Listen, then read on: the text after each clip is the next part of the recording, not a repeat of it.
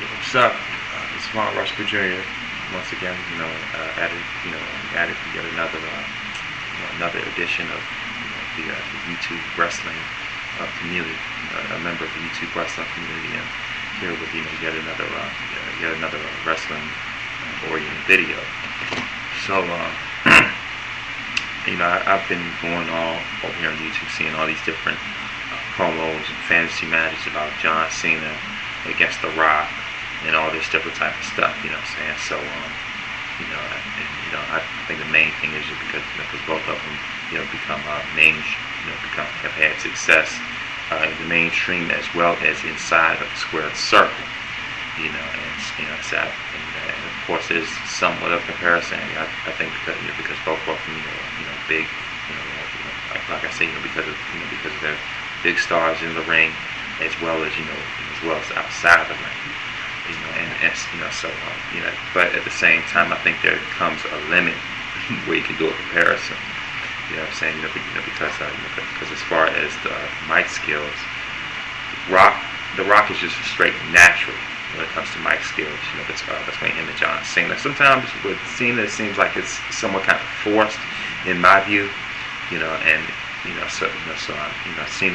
it's almost like he's talking at the fans. Just demanding. Just pretty much having a demanding. Speech or behavior, just letting everybody know, this is who I am, I'm John Cena, this, that, and the third, and all this different type of stuff, I want you to know who I am, respect me, and all, just almost sometimes just forced, just shoved down the throats, eventually, something like that, starts to get stale. In the 80s, that's back when, after the 80s into the 90s, that's back when Hulk Hogan. That's why, he became Hollywood Hogan, the NWO thing, and all this different type of stuff. So, eventually there's going to come a point where Cena's going to have to, kind of bite the bullet and eventually become a heel somewhere or another. But the big thing I want to talk about, 101 for the record, I believe, Cena versus Rock put a whooping on Cena. So he was straight laid, smack it down on him. Rock bottom people's elbow. Just his speed. Just his agility. Not only the strength, but like I said, just his all around game will be I think just a little too much for Cena to handle. As far as Cena, he's pretty somewhat predictable in my view anyway. Just has big punches. All this old Superman stuff. That WWE's booking. John Cena to become. Super Cena, and it's just getting pretty stale. In my opinion, just the five knuckle shuffle, the attitude. Like I said, it's predictable now, but the big one, I really, the big fantasy matchup, which of course will never happen, because Rock is, well deep into his acting career, had the success, really wish the best for him, and of course, this guy I'm about to name, Shawn Michaels, Rock versus Shawn Michaels in their prime. And I really like, the videos that they have, that I see here on YouTube better than the ones with Rock versus Cena, because Shawn Michaels to me would have been a better match, for Rock than Cena. Just their speed, their moveset, their all-out charisma. Both of them are naturals on the microphone. Absolutely natural charisma, nothing forced for neither Rock or HBK.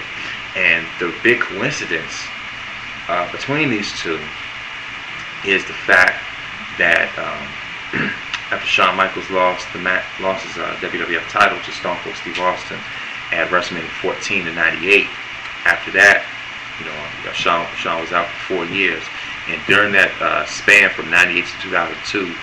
Rock, along with Austin and Triple H, Rock was one of the key guys that dominated that was Rock's, real, big era of dominance from '98 to 2002. That whole space, well, Shawn Michaels was out. You know what I'm saying? So, and of course, when Shawn came back, they never worked together, never wrestled each other or nothing like that. So it would have been incredible. You know what I'm saying? Rock from 2000, from the '98 to 2002 against HBK from like '93 to 1998. You know what I'm saying? Late '92, '93, to all the way up to '98. And it's just a little fantasy matchup for me. I'm just giving up. I'm just going to give out my overall prediction. As to and at the same time, those who watch my video, feel free to post your post your opinion and things like that. But that's just a big coincidence while Shawn was out. While during that time. Ironically, it's funny. Coincidentally, Rock takes over, and so I always wonder. Like it would have always been great for me to see those two absolute legends collide at their peak.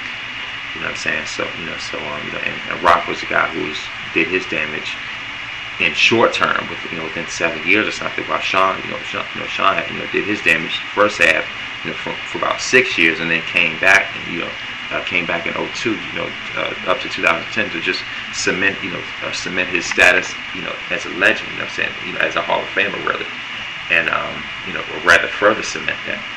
And my view, I know it will be a classic. Said Rock has a size advantage.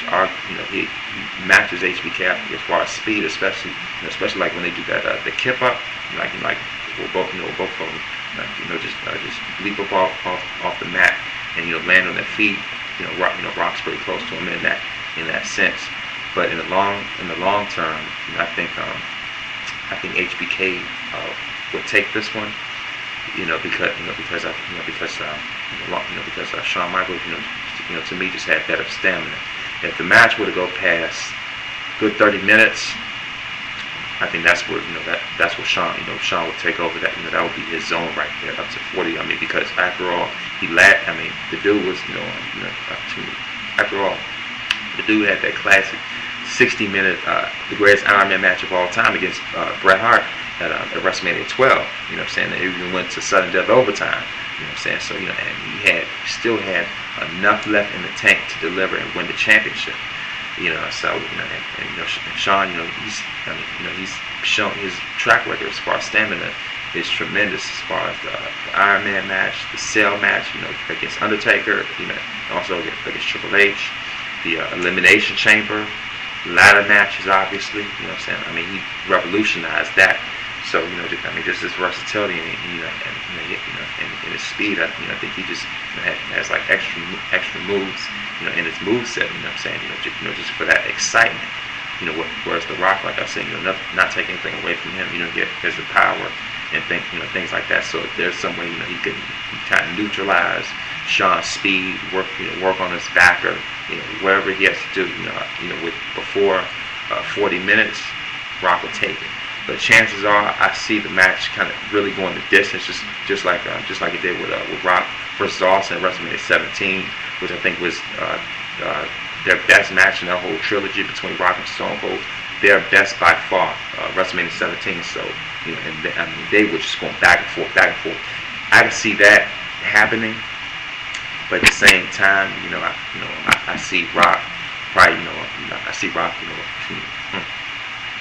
Rock perhaps getting a little tired at the end. You know what I'm saying? So, at the same time, you throw everything you can, at Shawn. A couple of rock bottoms, you know what I'm saying? People's elbow, things like that. I see Shawn, going for the elbow. Rock, probably moving out the way, trying to do the people's elbow. Shawn kicking out. Rock doing rock bottom again, or spine buster. Shawn, probably like grabbing by the head, reversing it, and whatever, what have you.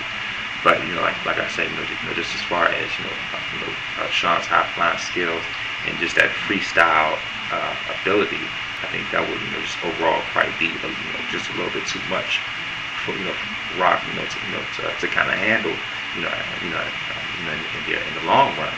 So just HBK's quality, his in-ring psychology, just his overall artwork that he displayed in that ring, just we're just absolutely phenomenal.